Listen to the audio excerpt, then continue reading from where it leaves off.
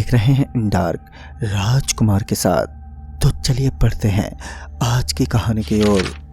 दोस्तों, मेरा नाम विकास है और मैं उत्तर प्रदेश का रहने वाला हूँ। यह घटना मेरे साथ आज से करीब 2011 में हुई थी।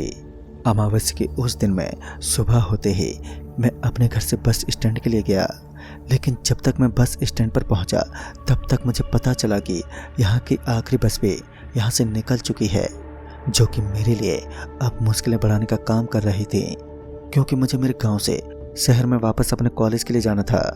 मेरा रास्ता काफ़ी लंबा भी था, लेकिन अब मेरे पास कोई और चारा भी नहीं था वापस घर जाने के अलावा।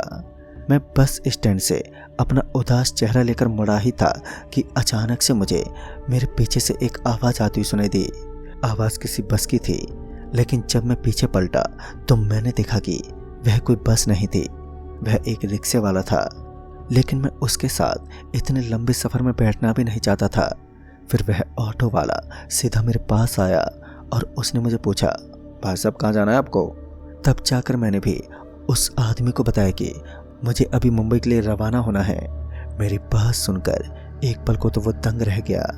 बाद में वह ऑटो ड्राइवर मुझसे बोला, मगर भाई साहब यहाँ से निकलने वाली बस तो निकल गई है, तो आप एक काम कीजिए, यहाँ से थोड़ी दूर पर एक स्टेशन पड़ता है, यहाँ से लगभग 15 मिनट की दूरी है, तो आप उस स्टेशन पर पहुँच जाइए।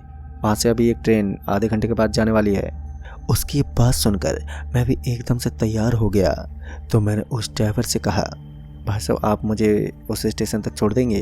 और वह भी ऑटो वाला मुझे छोड़ने के लिए तैयार हो गया। उसके बाद मैं उस ऑटो में दाखिल हुआ, लेकिन जैसे ही मैं उस ऑटो में बैठा तो मुझे कुछ अलग सा महसूस होने लगा।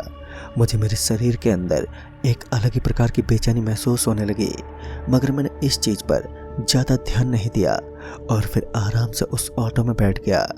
और उसके बाद मुझे वह ड्राइवर एक ऐसी जगह पर लेकर गया जिसके बारे में मैंने तो कभी सोचा ही नहीं था। दरअसल वह एक ऐसी जगह थी जिस जगह को मैं अपनी ज़िंदगी में पहली बार देख रहा था, क्योंकि मैंने पहले कभी भी इस जगह को नहीं देखा। मगर मुझे लगा कि शायद कोई अलग स्टेशन होगा। मैंने इतना तो सुना था कि जयपुर के अंदर सिर्फ एक ही स्टेशन पड़ता है, लेकिन आज मैं एक छोटे से स्टेशन पर था जहाँ चारों तरफ अंधेरा ही अंधेरा था। उस ऑटो ड्राइवर ने मुझे वहीं पर उतार दिया और बिना किराए लिए तुरंत ऑटो को भगाते हुए उस जगह से निकल गया। मैं कुछ दूर उसके पीछे दौड़ता रहा, लेकिन मेरे भागने का कोई भी फायदा नहीं हुआ।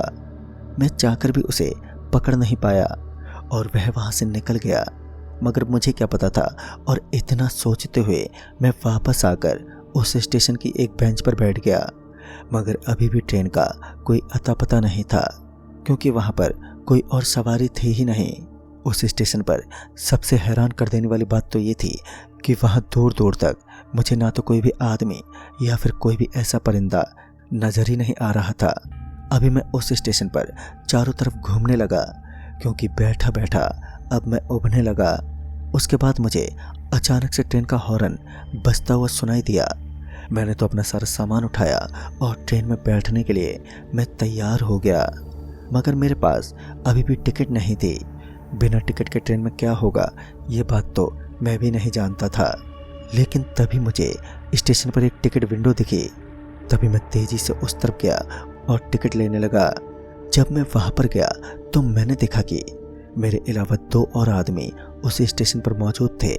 तो उन्होंने भी बताया कि उनको भी उस रिक्शे वाले ने उस स्टेशन पर छोड़ा था। अभी मैं वहीं पर टिकट ले ही रहा था कि अचानक उनमें से एक आदमी ने कहा, मुझे ये स्टेशन बिल्कुल भी ठीक नहीं लग रहा है, अभी यहाँ से निकल जाना चाहिए। उस आदमी के बोलने का अंदाज काफ़ी डरावना लग रहा था, मानो उस आदमी ने कोई भूत देख लिया हो। मगर जब मैंने उस टिकट देने वाले की तरफ देखा तो पाया कि वहाँ पर कोई मौजूद ही नहीं है, सिर्फ एक हाथ जो कि उस डैशबोर्ड से बाहर आता है और टिकट देने के बाद वापस से अंदर घुस जाता। मेरे साथ भी ऐसा ही हुआ।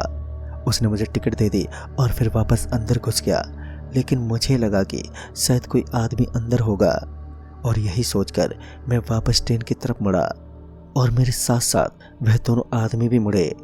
हम तीनों की अलग अलग बोगियां थीं। उसके बाद हम तीनों ने अपना अपना रास्ता तय किया। मैं सीधा बोगी नंबर 8 में दाखिल हुआ तो वह दोनों बोगी नंबर 4 में बैठ गए। लेकिन जब मैं ट्रेन की उस बोगी में गया तो मैंने देखा कि मेरे अलावा चारों तरफ केवल सन्नाटा ही पसरा हुआ था, यानी कि चारों ओर कोई भी नहीं था। फिर मैं जाकर अपनी सीट पर बैठ गया, क्योंकि ट्रेन का एक नियम होता है कि सभी को अपनी अपनी बोगी के साथ अपनी अपनी सीट पर बैठना पड़ता है। मैं अपनी सीट पर बैठ गया। अभी मैं बैठा ही था कि अचानक से ठंडी हवाओं ने अपना डेरा जमा लिया और अब मुझे बादलों की गड़गड़ाहट सुनाई देने लगी। अब चारों तरफ मौसम एकदम से खराब हो चुका था। काले काले बादलों का साया ट्रेन के ऊपर मंडराने लगा।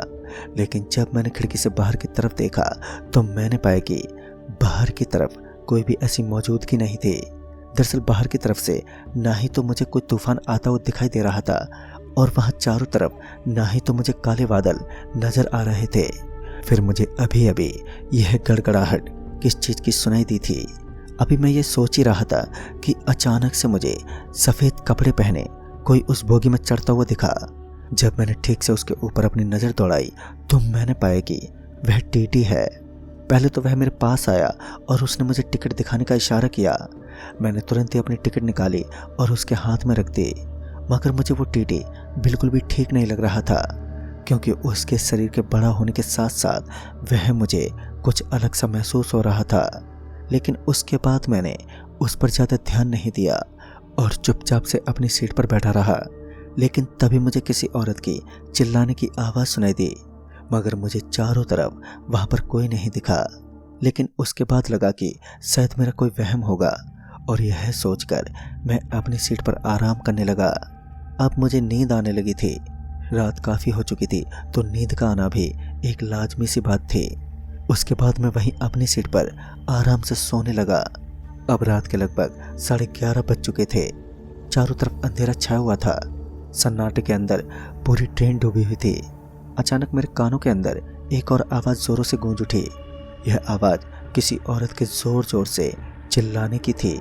तभी मैं तुरंत ही अपने बर्थ से खड़ा हुआ और चारों तरफ देखने लगा। तभी मैंने देखा कि ट्रेन के दरवाजे के पास एक औरत बैठी हुई थी, जिसके बगल में उसका बच्चा भी था।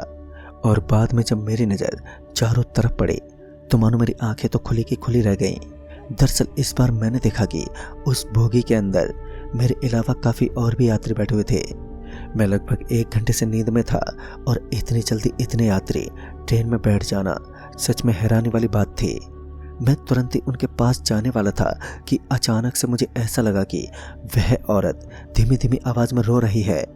अभी मैं पीछे पलटा ही था कि मैंने देखा कि दूसरी बोगी के दरवाजे के पास वह दोनों आदमी जो कि मुझे स्टेशन पर नजर आए थे, वह दौड़ते हुए मेरे करीब आ गए।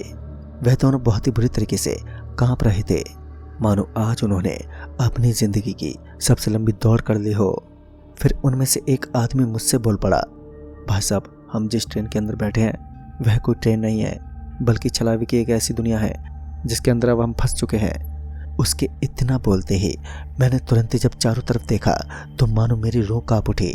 दरअसल मैंने देखा कि अब वहाँ चारों तरफ कोई भी आदमी मौजूद नहीं था। जहाँ पर मुझे कुछ देर पहले बहुत सारे यात्री उस बोगी के अंदर बैठे हुए नजर आ रहे थे, तो वहीं पर अब एक भी शख्स उस बोगी के अंदर मौजूद नहीं था। अचानक से ट्रेन धीमी होने लगी। ट्रेन के धीमे होते ही मैं जल्दी से ट्रेन से नीचे उतरा और इधर उधर घूमने लगा। अब वह दोनों आदमी मेरे साथ साथ ही थे।